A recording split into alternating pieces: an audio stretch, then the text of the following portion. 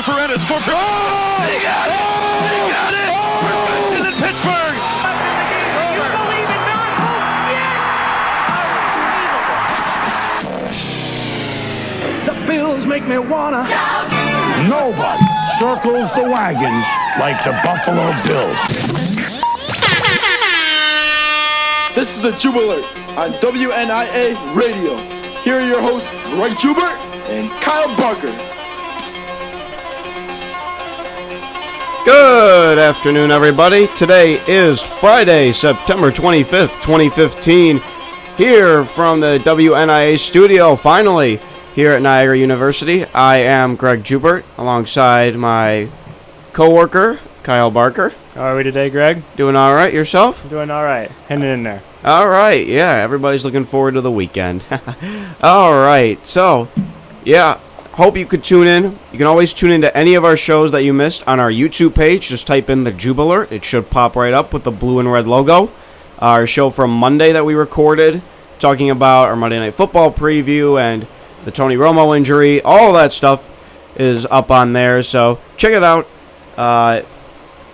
And that's where you can go. And, yeah, all right, so... moving on, our first, big topic we want to talk about today is something that happened in the wee hours of Wednesday morning. The one and only Yogi Berra passed away at the age of 90. Berra played for the Yankees from 1946 to 1963 and the Mets for a season in 1965. Also went on to manage the Yankees and Mets, along with coaching them and the Astros. Berra was an 18-time All-Star, including from 1948 to 61. And was a 10-time World Series champion and a 3-time AL MVP. Ironically, it's kind of hard to believe he wasn't a first-ballot Hall of Famer. It took him till the second time, even though 85% of the people caved in and wanted it. But, wow, you don't think of that really when you think, Yogi Berra. You think of, the great Yogi Berra. And, yeah, wow. Any thoughts on that? An American icon. Definitely American icon for baseball. He kind of revolutionized probably the catcher position. He was a little witty. Definitely his quotes were something enjoyable to read. Every time you'd read one of the Yogi Berra quotes, they're always fun. One of my favorites is, "It ain't over till it's over." And that's one of the most true statements I think I've ever heard in my life. I don't know about you, but it's something that, we can look on forever. And he was just, like I said, an American hero, American icon. I mean, that's what really, that phrase, "it ain't over till it's over," has been used so much in these last couple decades. And Yogi Berra is where it stemmed from. And I like the other one.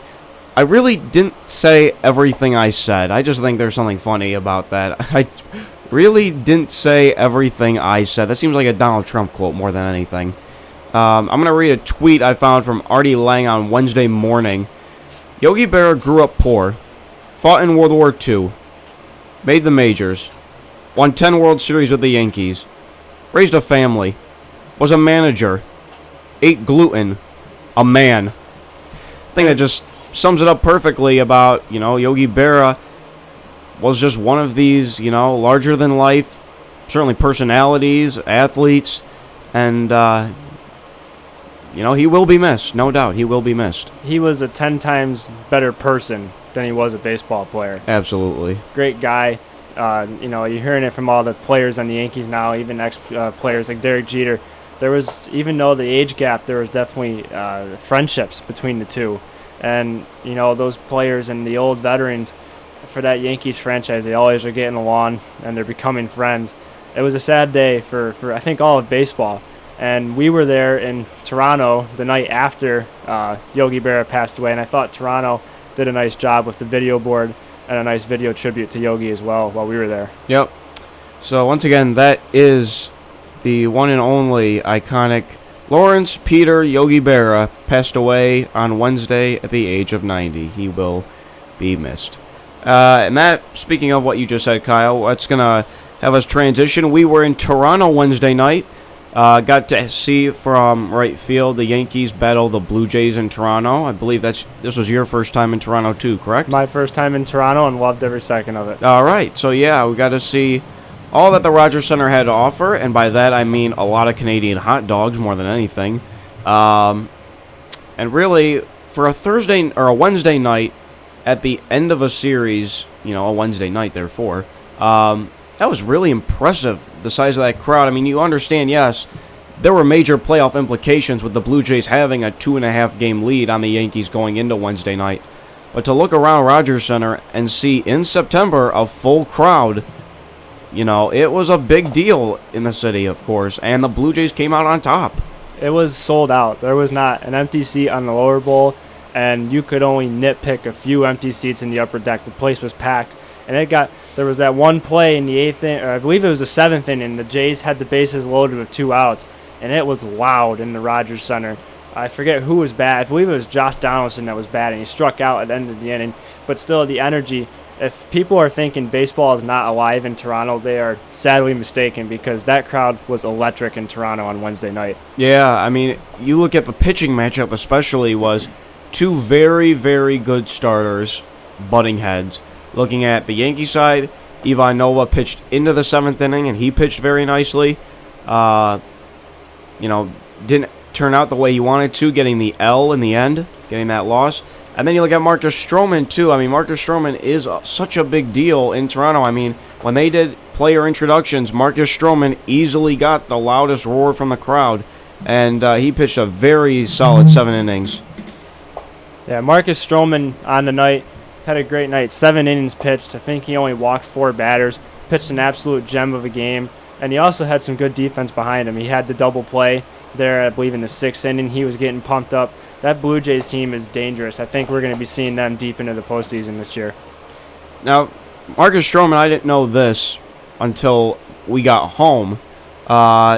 He's only 5'8", and there's only 6 pitchers in Major League Baseball in the 21st century who have gone on to pitch at 5'10" or lower. I mean, they say, baseball is like a game for everybody. I mean, David Eckstein was 5'4", Randy Johnson is 6'11", but I mean, yes, you think pitchers are a little bigger, usually like NFL quarterbacks, 6'3" or 6'4", and wow, I just didn't know that. But Marcus Stroman, yes, really dealing, got his 3rd win of the year. And it's funny because you couldn't really tell from our seats. I don't think you can tell really from anywhere. He doesn't look that small. Not at all, on no. the camera or in person, but they have him listed as that, and I guess we have to believe what the listing says, even though sometimes they're not accurate. But I mean, he does not look small, but it doesn't matter what his height or weight is. He can pitch. He was very, very good for the Blue Jays on Wednesday night. And that's the point. The important thing to remember, if you can hit, you can hit. If you can pitch, you can pitch. If you can play, you can play. And he's really become just a fan favorite there. And the electricity, when he would go and get a couple strikeouts, get 2 strikeouts in an inning, or get out of, he had a big situation in the 7th he got out of. I mean, it really just inspires the city more than anything. And that Russell Martin home run in the 7th inning that broke open the game, 3-run shot to left field, excuse me. That was the biggest home run in Toronto baseball since the Joe Carter home run that run the 1993 World Series. Agreed? Well, you would think, certainly based on, the decibels, you would think from the crowd. I mean, Joe Carter that's not quite a pedestal to put it on, because it is Joe Carter. Well, I didn't say it was better then. I said it was the biggest one since Joe Carter. Right. Because the Blue Jays have struggled ever really since then. Haven't really had that much prominence. And, I mean, look at that place was crazy when he hit that home run. Even you were crazy. I was going crazy because I was very confident that if anyone's going to hit a home run, it's, the hometown hero of Russell Martin. We'll have a video of that. We have a video of the Russell Martin home run that we captured at the game. One of our buddies there just told us, and he said, I have a feeling he's going to knock it out of the park, and sure enough, he did. So we'll be sure to put that on YouTube, and you can watch Greg's wonderful reaction. It was pretty priceless to watch Greg react to one of his favorite players. All about that. Vive la France life. That's Russell Martin for you. Vive la France. Just some notes about the Rogers Center before we move on. I mean, you look at, number one, they're trying to get the grass in by 2018. So the Argonauts are going to be out playing at the soccer stadium out there, BMO. The field is probably just as bad as advertised. I mean, you don't notice it until, you really have to look at it and say, look at the field. but it's certainly not attractive. I mean, it's right up there with Tampa, really. I don't think it's as bad as Tampa. Well, that's because it's retractable too. It's also retractable. I mean, the problem is it is Toronto. That is true. Toronto weather is not the friendliest of weathers, climate-wise. As far as for me, I thought the first time being in Toronto, so obviously first time being at the Rogers Center, thought it was a really nice place to watch a ball game. Even from our seats, we were in the right field corner, 5 rows up from above the bullpen there, and you could see everything. I really enjoyed my visit to Toronto, so props to the Toronto Blue Jays. Yeah, the last thing, a big thing about quality experience when you go places like ballparks is variety, diversity, options, whatever you want to call it. I walked around the entire 100-level concourse, and boy, Canadians love, I don't know what those hot dogs are made of, because I know they're different from ours, but man, they love those things. And that was literally like all they had. I mean, maybe one pizza place, but I mean, people are going nuts with these foot-long Canadian hot dogs all over the place, and the lines are going through the roof. It's like, geez. But, I mean, that's a whole part of fan experience is having, all those options. You don't want to get stuck with, one thing and one thing only. I unfortunately did not have a Canadian hot dog, but Nor did I. Everyone around us had one, and they looked absolutely delicious. I spent my $28 on something else. I spent it on Canadian bacon cheeseburgers, but I did wish for a hot dog. Only that's another thing. A little too expensive, but that's going to happen everywhere you go. All right, let's move on now to big game yesterday in the NFC East. Well, big for September at least. 1-1 Redskins went to the Meadowlands to play the 0-2 Giants. Kind of a must-win for New York, even in September, a must-win, quote unquote. And the Giants really controlled this game from beginning to end. I mean, the Redskins' first offensive possession, Rashad Jennings came out and blocked a punt and got a safety out of it. And just having that lead, and then before you know it, I forgot what the score was, 18-6? 18-6, yes, after the third quarter. So, I mean, the Giants obviously were, Giants fans were a little edgy because the last 2 games they've had double-digit leads in the second half against Atlanta and Dallas, and they blew them. But the Giants just proved that they were a more hungry, ready-to-go team. Just run down a few stats for you from last night's Thursday Night Football game. For Washington, Kirk Cousins went 30 for 49, 316 yards, 1 touchdown, and 2 picks. For Eli Manning, he went 23 for 32, 279 yards, 2 touchdowns, no picks. And had a nice night overall. Now, earlier in the week on the Monday show, I said that if Washington's going to win this game, I actually picked Washington to win, but I said Washington has to be able to run the ball like they did against the Rams. Had 182 rushing yards against the Rams, only put up 88 last night, and the Giants' defense was battered, and it's not the best defense in the NFL. They weren't able to run the ball last night. The most rushing yards for Washington was Matt Jones. He had 11 carries, 38 yards. His longest run was 10 yards. The longest run for them was from Chris Thompson, 26-yarder. But they just weren't able to effectively run the ball last night, not be able to pick up those 5-6-yard chunks on first down. They were getting into some bad third down situations, and it was just too little too late for the Washington Redskins last night. And really, the Giants' defense yesterday was still nicked up. John Beeson was out. Nobody knows when JPP, Jason Pierre-Paul's coming back. I mean, Alfred Morris has proven himself as a Pro Bowler and a legitimate running back in this league. And he averaged 3 yards a carry, 6 carries, 19 yards yesterday against a banged-up Giants front seven. So you should. I don't think it matters what team the Giants are playing. You should be able to put up at least 21 on them. Now Washington did put up 21, but it was kind of an ugly 21. Right there at the end, really getting some of that momentum back. Kirk Cousins did play a little better, certainly. Touchdowns to Thompson and Ross right there at the end of the fourth quarter. Especially the last one, 13 seconds left. Or, I'm sorry, that was the 101-yard kickoff return. But the Giants, Reuben Randall, 7 catches, 116 yards, and a score. OBJ doing what OBJ does. 7 catches, 79 yards. I mean, it was kind of a iffy game for the longest time.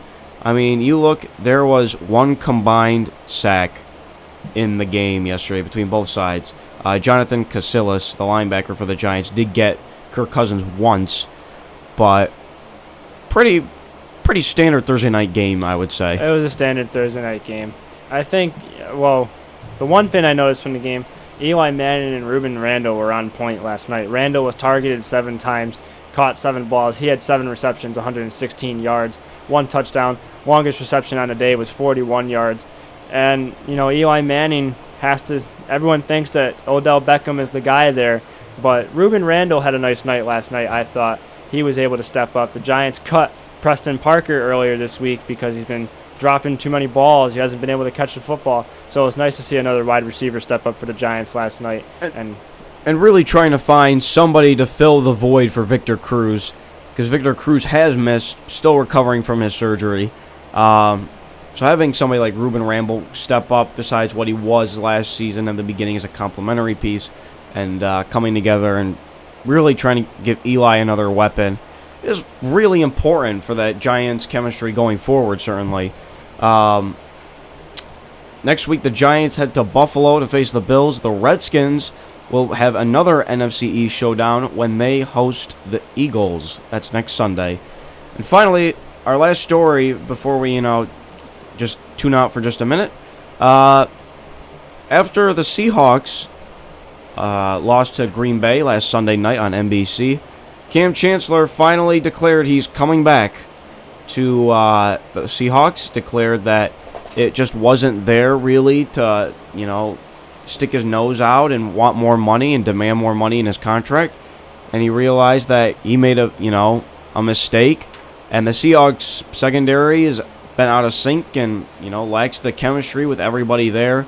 And it's been on display both weeks against the Rams and the Packers. So really having Cam Chancellor back will be more than satisfactory for the Seahawks. Yeah, in an interview this morning, Pete Carroll was on a radio interview in Seattle this morning, and he said that Cam Chancellor looks like he's in fine form, hasn't missed a beat.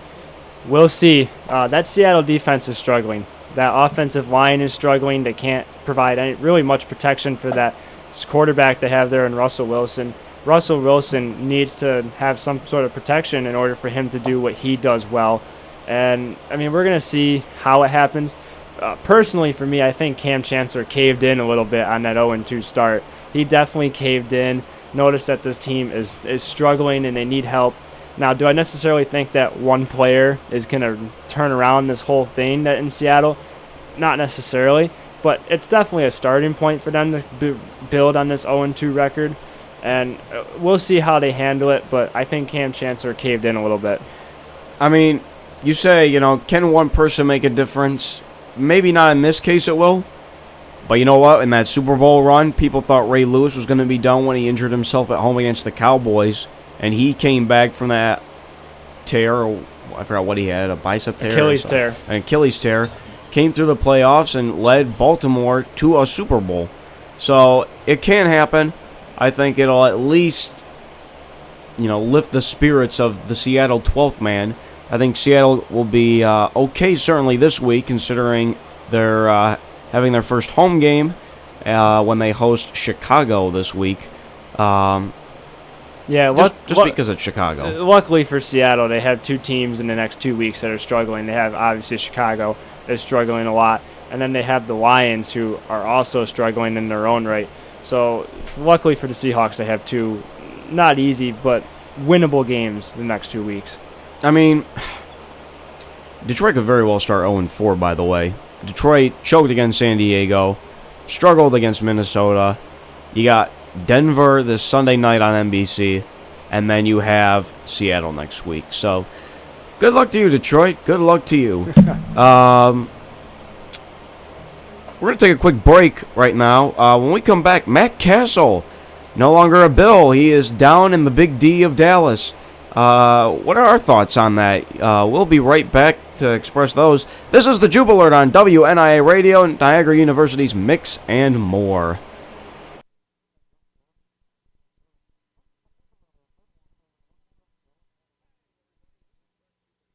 Are you interested in music such as pop, rock, rap, and R&B? Are you interested in catching up on what's trending in the world of sports and around the area? Well, tune into the Jetfish Show starring Joey Jeffrey Fridays from 7 to 8 p.m. Eastern on WNIA. It'll be a fun and exciting hour with Joey and the rest of the gang. That's the Jetfish Show Fridays from 7 to 8 p.m. Eastern on WNIA, Niagara University's Mix and More Radio. Hi, Kyle Barker here for the Jube. Be sure to connect with us on our Facebook and Twitter pages, or email the show at thejubelert@gmail.com. Missed the show? Subscribe to our YouTube channel, Jube, for inside access and replays for the show. That's the Jube, Mondays and Fridays, 1 to 2 p.m. on WNIA Radio, Niagara University's radio for Mix and More.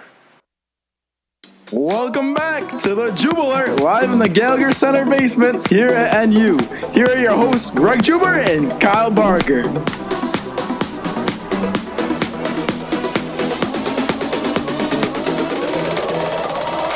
Alrighty now, welcome back to the Jube here on WNIA Radio. I love that sweep. Just I getting. think it's my favorite. That's your now. favorite one? I think now it is, yeah. I'm not sure what one my favorite one is, but I'm glad that you like it. Alright, welcome back to the show. We are now going to move on to some other stuff. We're just getting started here at the Jube today. We're going to move on now to a controversy or a topic that I'm interested in. It's going to be Matt Castle is now a member of the Dallas Cowboys in a trade. Dallas gives up a 7th round pick for Matt Castle to come down. By no means does this mean Matt Castle is being traded to be the starter for the Dallas Cowboys. No, and I think it's a matter of it will take time. I think you saw, perfect example is last year here in Buffalo. Kyle Orton basically came up here on Labor Day. They let him adjust with the playbook, gave him a little time, and by week 5, it was after the first 4 games, then they got acclimated, and then Orton jumped in as the starter. So I think you're going to need a solid 2 weeks probably before Brandon Weeden loses his spot, regardless of how he plays. I think you're going to have to give it just a little time. I don't think Weeden's going to lose his spot at all.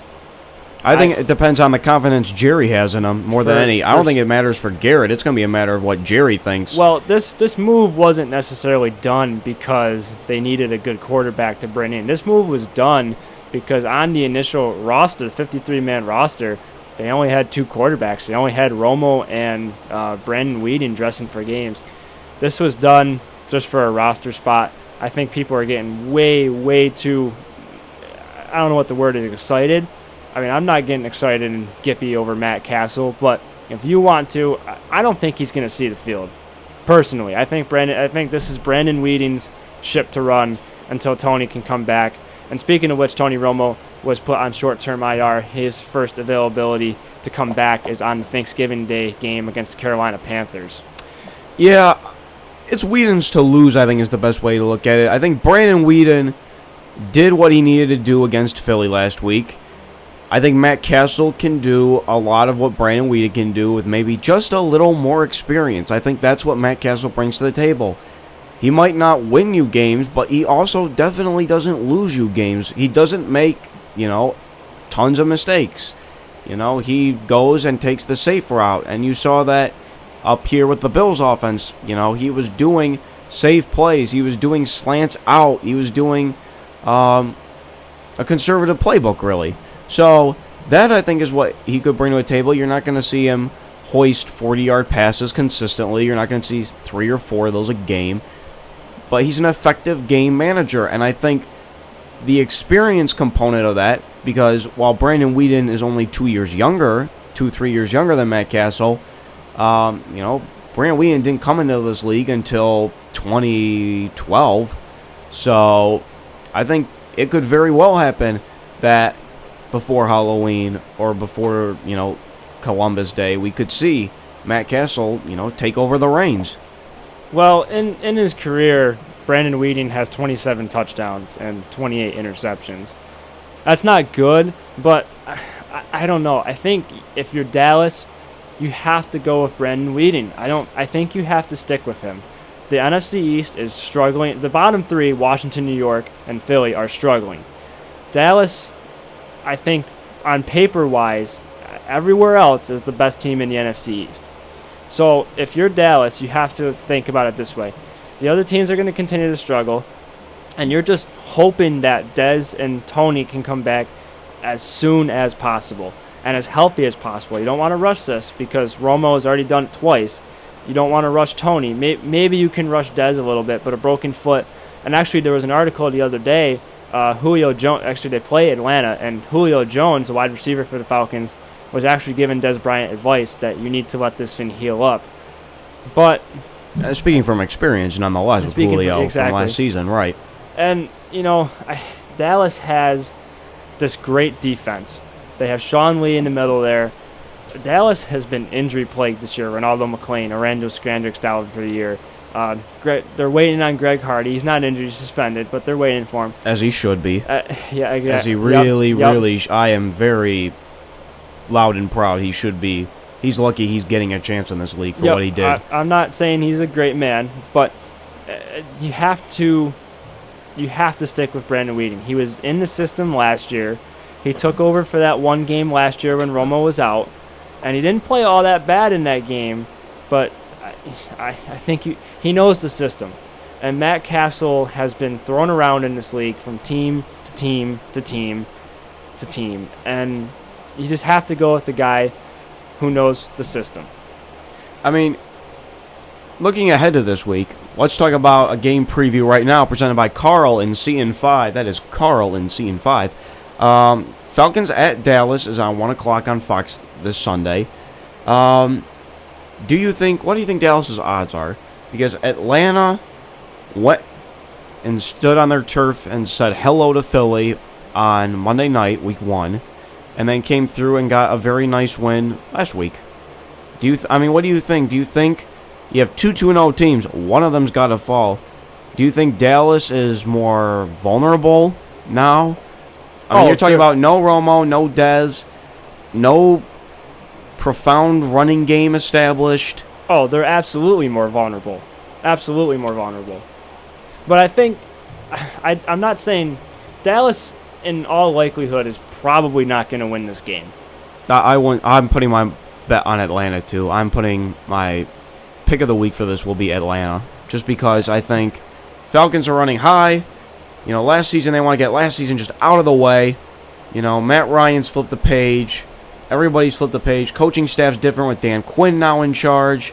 Matt Ryan's got Julio Jones back. He still has Roddy White as a reliable option. He's got Owen Daniels now, I believe. Is that right? Owen Daniels? Owen Daniels, yep. He does have Owen Daniels. Okay, he left Denver or Houston or Dallas, wherever he was from. The only way Dallas wins this game, I feel like, is they have to control time of possession. They have to do it. And the only way you can win by controlling the time of possession is you cannot turn the ball over. We saw it in week 1. They should have lost that game, but they dominated time of possession. But the turnovers, when you turn the ball over, when you're controlling the ball, what it causes is less time for you to fix those mistakes. I think if Dallas is able to control the ball and have that defense play the best they can play, I think Dallas has a shot. I think Dallas, the important thing is going to be running the ball effectively. I think that's what it's going to come down to. Can McFadden and Dunbar run through the trenches and get big play after big play? Can they get a consistent 6-7 yards at a time? Not any of this 3 up the middle, run stuffed, bam, end of play. It's just not going to work. It's just not an effective way of running your offense. I don't like the way they're using their running backs. You have Joseph Randle, Darren McFadden, and Dunbar. Now, here's what I would do. You're going to use McFadden on any time it's first and short, second and short, third and short. He is a short yardage runner. He's big. He barrels his way through the line. Joseph Randle is the guy who is going to run through the gaps, try to pick up those 7-8 yard runs, and they're doing the exact opposite. They're using McFadden on first down to bowl his way, and he's only getting 2 or 3 carries, and they're using Randle on second and third. So they're kind of shooting themselves in the foot, I feel like. If they were to switch that around, if Randle can run the ball effectively, we all know that line can let anybody run the ball effectively. So if they are able to run the ball effectively, you use Randle on first down, pick up those nice solid chunks, therefore time of possession, and then McFadden gets the third down runs. That's the way they're going to have to play this weekend. From one NFC East team to another, let's just talk about this quickly. DeMarco Murray this week left practice with a hamstring injury, but it was declared today that he is all a-go for this Sunday against the Jets. So, Murray has been off to a slow start. We talked about that in depth on Monday. And it is the Jets' defense. Maybe they don't have Sheldon Richardson. But you know what? The Jets gave up 10 against the Browns. And I believe, 10 against the Colts? Gave up essentially nothing to the Colts. The Jets dominated that game from beginning to end, honestly. And Ryan Fitzpatrick did what he had to do on the offense to complement that as a game manager. So, any other thoughts on DeMarco? I mean, people are waiting for it to turn over, the positive yards, the big plays. I don't think it's going to. I don't think it's going to turn over. If you're the New York Jets, you are licking your chops right now. Philadelphia has only averaged 35 yards rushing a game. That's pretty horrific. That's horrific. Even in this NFL where it is very pass heavy, that's a very unhealthy way of distributing your offense. And if people think Philadelphia crumbled last weekend against Philly, I think this game, I think the Jets are going to kill the Eagles this weekend. I don't even think it's going to be close. And it's the Jets. I think this is the week when we really find out that the Eagles are just not the team everyone thinks they're going to be. Are we bold to say the Jets, if they win? I don't think this game will make a difference on this statement. Jets, regardless if they're 2-1 or 3-0, are they a legitimate playoff contender, or are they just more of a pretender looking at somewhere between 7 and 9 wins? They're going to hang in there. I think that it's up to them. We don't really know. It's up to them to determine what they want to be. I think that they've made very nice small improvements to that defense and that offense. Eric Decker is a nice help. Ryan Fitzpatrick's certainly not the worst quarterback in this league. I think they're going to be hanging around. I think that conversation is going to come back into play week 13, week 14. I think that they can stick around. It's going to be tough in the AFC East, though, because you got the big bad bear and the Patriots. And certainly the Bills have gotten better. It's gonna be interesting to see that AFC East race for second place. I think the Patriots have first place in that division, but I think the Bills and the Jets are going to be fighting out for second place this season. It'll be interesting. I mean, here we are. It's already more than I think we could have imagined, and it's only the start of week 3, and September 20, whatever I said, 5th. Let's go on now. Another big story where you are going to be this weekend. You are going to the Carrier Dome tomorrow. Tomorrow at noon, ESPN. Tomorrow to see the, of course, nationally ranked LSU Tigers coming in to battle the 3-0 Syracuse Orange. A couple things. I have a couple things I'm looking forward to in this game. Can Syracuse stop Leonard Fournette? He's one of the best running backs we have seen this season. And last season, he ran all over teams last year. Can Syracuse stop him? Now, Eric Dungy's not going to play in this game, the freshman quarterback for Syracuse. The walk-on quarterback from Chicago, Zach Mahoney, is going to get the start. This is good, and it's also bad. He's very inexperienced, but he has a nickname on that team, and he's nicknamed the Officer because he has the great ability to run the option. I think Syracuse is able to run more offensive plays with Mahoney in there. We're going to just have to wait and see if it can work against that LSU defense. And we're going to learn a lot about SU in this game. We are going to learn an awful lot about this team if they're contenders or if they still need to work and they're only beating these mid-American teams in the FBS. I mean, for what I see this as, and it was very much discussed about on the telecast of last week's game against Central Michigan, is how inexperienced Syracuse's team is. The leader of their defense, the linebacker, is a sophomore. Running back is a freshman, is that right? Leading rusher is a freshman. Jordan Fredericks is a freshman. And you have your quarterback is third, fourth string. He's talking actually about the fourth-string quarterback. Okay, they're right. skipping over the third-string quarterback, A.J. Lawn, for this game. I mean, it's just a lot of things. Syracuse could very well, just based on inexperience, self-destruct before LSU can go in and destroy them. That's how I'm going to view this game. I think Syracuse can hold it for a quarter and a half. But you know what? There's going to be one or two real big plays that LSU can make that Syracuse just can't. And that's what's going to shift the momentum. And it's just going to run out of their hands in the end. Well, like I said Monday, this game's going to... Syracuse, when they played the top 10 teams last year, they held Clemson to 16 points. And they were within a touchdown up until the last 10 minutes of the fourth quarter. And the same thing for Florida State. That was a shootout in the first half, and then it kind of got away from them in the second half. They just got to hold on. Now, I'm dreaming here, but I wrote down a couple things.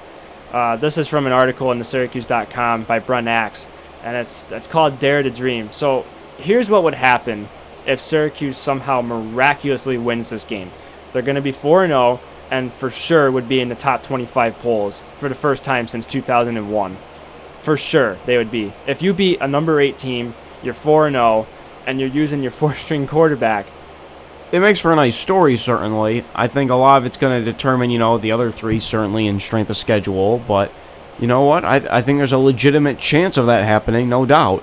The last time Syracuse was ranked was 2001. They were 18th in the country, and they beat Kansas State 26-3 in the Insight.com Bowl. Another thing that happens if they win is that Scott Schaefer is no longer on the hot seat. Everyone's talking about Schaefer being on the hot seat. We're going to wait and see. And then the last thing that I have down here is that in 1991, number 5 Florida came into the Carrier Dome. Steve Spurrier was the coach.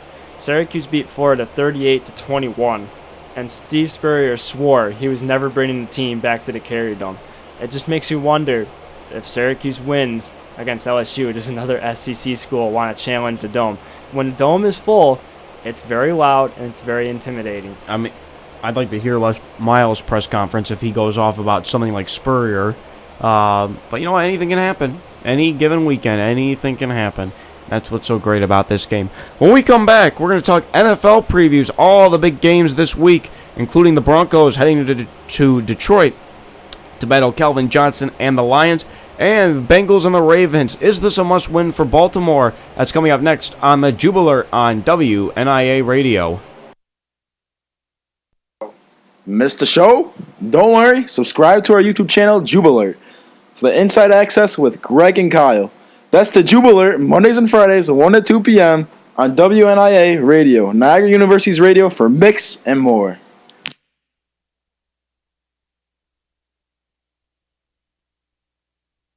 Welcome back to the Jubilee, live in the Gallagher Center basement here at NU. Here are your hosts, Greg Jube and Kyle Barker. All right, we are back here. It is just past 1:30, just past the bottom of the hour, here at the Gallagher Center, alongside Kyle Barker. I am Greg Jubert for number 2 on the Jubilee. So we're going to go right now. Let's go and go through some of the NFL games this week. We already talked about Atlanta facing Dallas in Jerry World next Sunday. Moving on, Colts at Titans, an AFC West showdown. Can Mariota come out after last week's horrific performance against Cleveland? Or will Andrew Luck be able to flourish and get the Colts a much-needed victory? I think Indianapolis finally wins the game. Marcus Mariota has looked good, but I think Andrew Luck and the Colts are going to figure it out this weekend. I think I'm taking the Colts, too. I think Andrew Luck knows, yes, it's the AFC West. Yes, the leaders are the Titans and the Jaguars at 1-1. It's still early, people. But I just don't see how Indianapolis goes and finds a way to lose this game in a much-needed game. So, I mean, Indy has struggled on offense. They have struggled on defense. But I think just because they have Andrew Luck, and yes, he has really struggled in turnovers and creating turnovers and all that good stuff, Indianapolis will come out with a win, I think. I'm pretty confident in saying that. Moving on to a game that I'm pretty interested in now. The Raiders and the Browns. Oakland's coming off a huge win against Baltimore. on Sunday at home in the Coliseum. Cleveland's coming off a very nice performance by Johnny Manziel, although if Josh McCown is all good to go, he will be the starter, despite the fact of Johnny Manziel's incredible performance this past week. So, Raiders and Browns, who you got? I'm going to take the Raiders this week. Derek Carr is a very low-key good quarterback, and the Browns, they're such a wild card. They're too unpredictable to be able to pick week in and week out. Too unpredictable. I think this is a game where I am literally choosing it based on the home team, because Oakland does not travel well East Coast, and Cleveland does not travel well West Coast. So, that being said, regardless of who's quarterback for the Browns, whether it's McCown or Manziel, I think Cleveland finds a way to come out on top. I really do. Just because Cleveland, last week was a big week against Tennessee, and they showed what they can do. They showed how diverse they are on offense, and how on defense they can force turnovers, and that they can, hang around even against a team like Tennessee, albeit. So, moving on, big game this week. Let's look at the Bengals and the Ravens. The Bengals are 2-0. The Ravens have struggled against their opponents the first 2 weeks of the year. This game in Baltimore. I'm taking the upset on this one. I really do. I think Jim Harbaugh. Is that right? Is that the right one? Yep. It is Jim. Okay. No, it's not. No, it's John. It's John. Yeah. John Harbaugh won't let them go through this week and say, this game's, just another game. This is 0-2, and it's a big deal. And I think losing Terrell Suggs really hurts them. But you know what? There are leaders on this team, especially looking at Steve Smith Sr. So I'm going to take the Ravens in this one, although seeing Cincy win could very well happen. This is a tough game to pick. I think the Bengals are going to come out on top. I think the Ravens are going to keep it close, but they're having trouble late in the games figuring out the offense. Flacco hasn't looked as good as he usually does either. I've always thought he's been kind of overrated, but they haven't. The offense has been struggling. The defense has been struggling a little bit. Their defense is 15th in the pass and 21st in the rush. I think you have to go with Cincinnati. Cincinnati's got a nice 2-game win streak going here, and I'm sure they're just licking their chops, saying, okay, we got the last place team in this division. We got to go ahead. We got to get them to 0-3 and get us to 3-0. They got to keep the pace going here. I think you're going to see Cincinnati win this week. Moving on to a little bit of a more lopsided game that could very well happen. Anything can happen, but Jaguars at Patriots. Now, last year, Oakland went into New England week 3, and week 3 it was, and albeit it was early and the Patriots were playing pretty sloppy, but it literally came down to the last drive where Vince Wilfork got a pick off of Derek Carr. So it could happen. It could legitimately happen. Naturally, I'm taking the Patriots. I think Brady is still mad and trying to prove himself. I just don't see a case where Jacksonville, unless Jimmy Garoppolo has to step in for a large portion of the game, I don't see where they can hang with the big boys. So, Patriots for myself. I don't know. What do you got, Kyle? Jacksonville doesn't stand a chance. Yeah, just go right to it. There's no sugarcoating it. Moving on. NFC South Showdown between the 0-2 struggling Drew Brees-led Saints. Speaking of which, Drew Brees, little beat up. Sounds like he'll be okay. Injured his shoulder a little bit last week in the Dome against Tampa.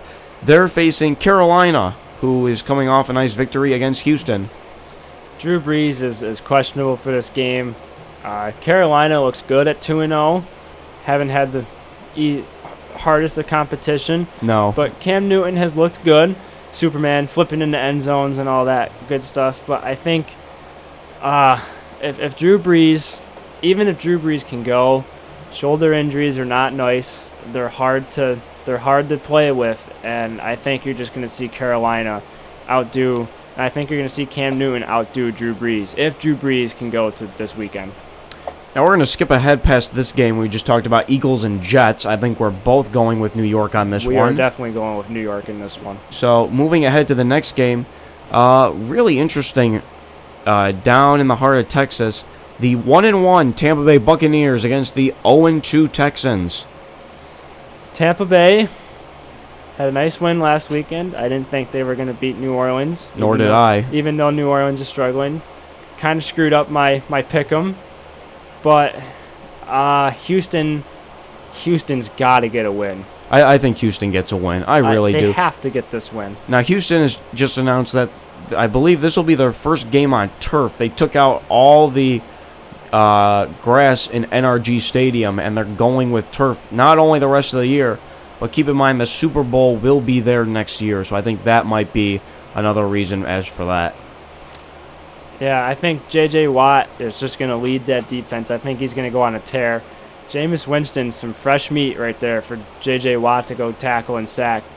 I just don't see how Houston can fall 0-3. Well, you know what? They say you can't stop J.J. Watt. You can only hope to contain him. Moving along to Minnesota, where the Chargers will be battling the Vikings this weekend. San Diego, Philip Rivers, now the all-time leader for the Chargers in passing touchdowns, passing local fan favorite Dan Fouts. Minnesota coming off a very nice win at home last week against the Lions. I'm taking San Diego in this one. I think it's a matter of the quarterback, simply put, and I think Philip Rivers, a little more experienced than Teddy Bridgewater. Gonna go with San Diego. I'm gonna agree with you there. San Diego is too high-powered for that Minnesota defense. Minnesota is not gonna get the win this weekend. Moving along more, Steelers at Rams. I mean, that's an interesting game.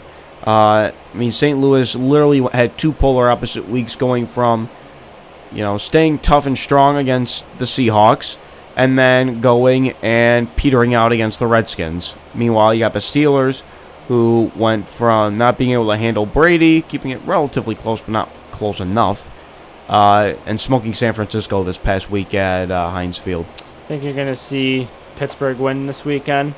St. Louis struggled against the Redskins.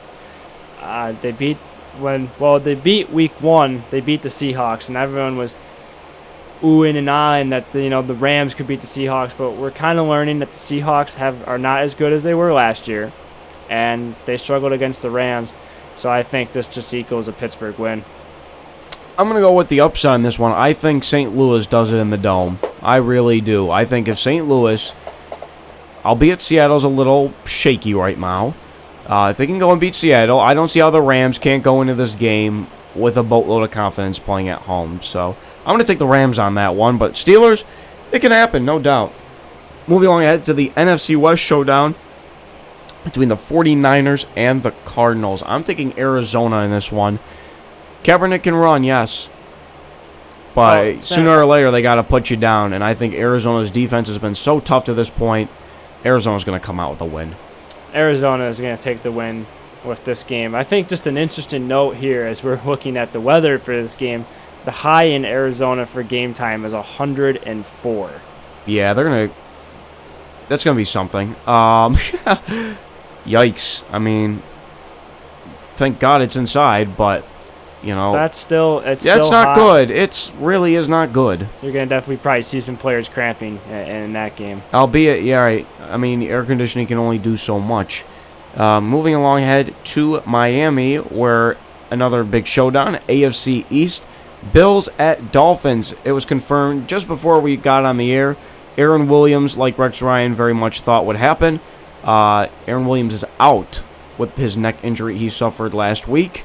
So expect to see a lot of Duke Williams and Bakari Rambo. I'm going to take Buffalo in this one because, number one, left tackle Brandon Albert is still recovering from his hamstring injury. He has not practiced all week, so things are not looking good for him. I think Jerry Hughes could have a big day. Mario Williams could have a big day. I just don't see Miami as complete of a team. I think the one big thing, both of these teams are very heavily flagged to this point. Bills lead the league, and Miami's right up there too. But I think Buffalo can squeak out a win at Miami. I'm picking Dolphins. They had a pretty disgraceful showing against the Jaguars last week. And I think that team is going to come out angry. It's a rivalry. It's a divisional game. It's at home. Miami doesn't like to lose at home against the Bills. I think the trend is going to continue here, and I think the Miami Dolphins were going to get the win against the Buffalo Bills this weekend. All right, moving along ahead, Bears at Seahawks. I think Seattle's just going to roll over this game. I really do. Seattle's going to get their first win of the year, and by a lot, I feel like. And the past couple of games last year, 34-6. I mean, Seattle has Chicago's number.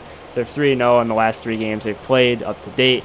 Seattle's going to run all over Chicago this weekend. You're talking about Jimmy Clausen in Seattle with the 12th man.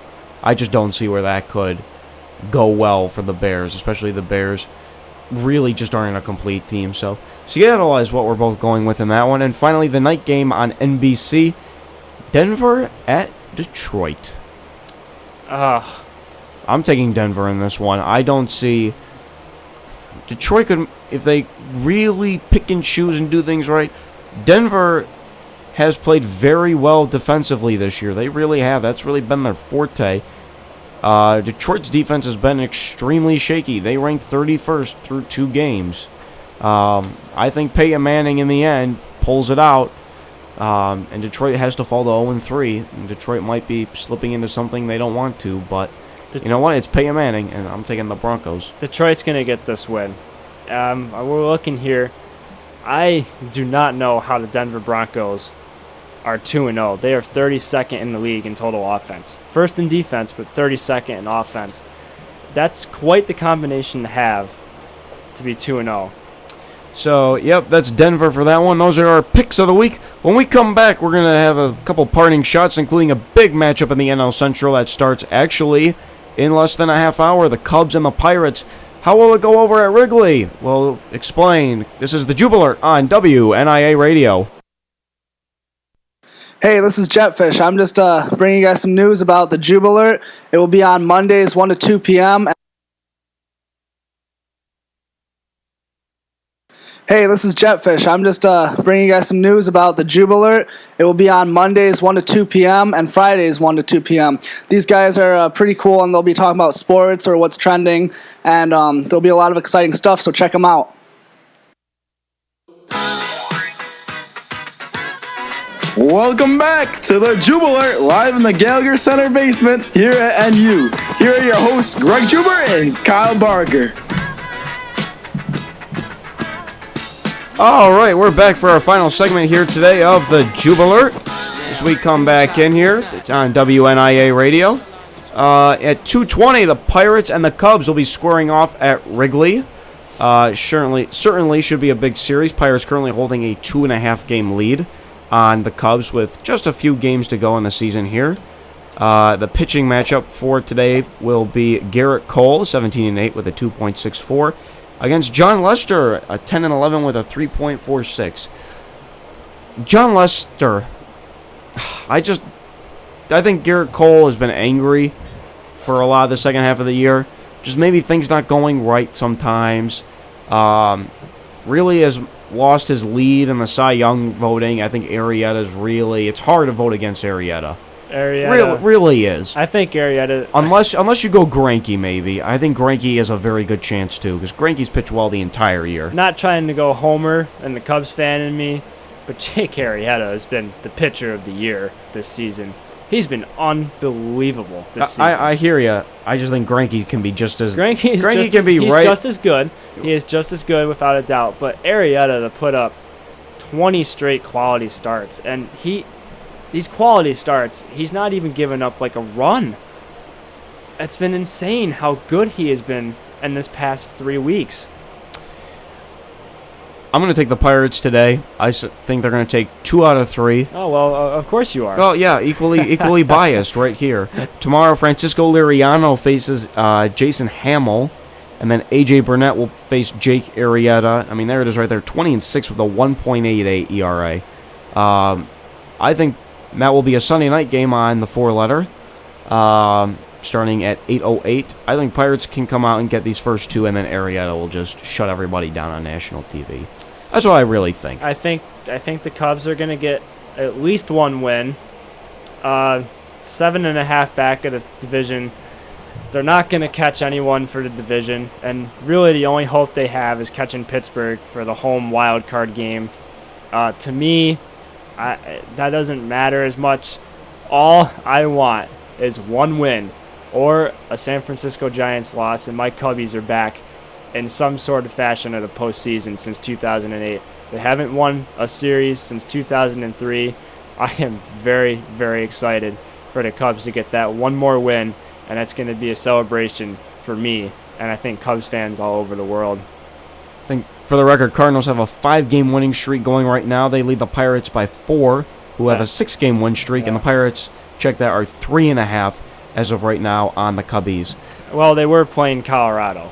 That is very true, but it was their first 4-game sweep of a team since 1990. I believe they said 7. It's been a long time coming for a 4-game sweep of anybody, let alone doing it in the Rocky Highs which of Colorado. Which is surprising, a team that's 93-60 to not have a 4-game sweep, let alone on this the season. road. On the road. Oh, okay, it was on the road. Yep, a 4-game road sweep. But still, you have these teams that aren't that good. You know, you'd think maybe Atlanta they could get a 4-game sweep on in the season, and they can't do that. It's just a little bit of a surprising tidbit. It's not easy to sweep teams in baseball. It really is isn't. It's a long year, but it takes time. It really does. One note that just came in during our show, Jonathan Papelbon for the Nationals has been suspended by Major League Baseball. 3 games for intentionally throwing a pitch in the general head direction of Manny Machado when they had a battle of the, I don't even know what it's called, not the Midway, the Orioles-Nationals game just the other day. So, be interesting to see if he appeals it. But that's 3 games for the loud and proud Jonathan Papelbon. So, moving along, NHL, the Beltway Series. Let me check that. The Beltway Series is Baltimore and Washington. It was on the tip of my tongue, but you got it. Finally, NHL preseason has started. I know we were tuning in a little bit to the Flyers and the Rangers the other day. Any thoughts on anything in particular that really stands out to you?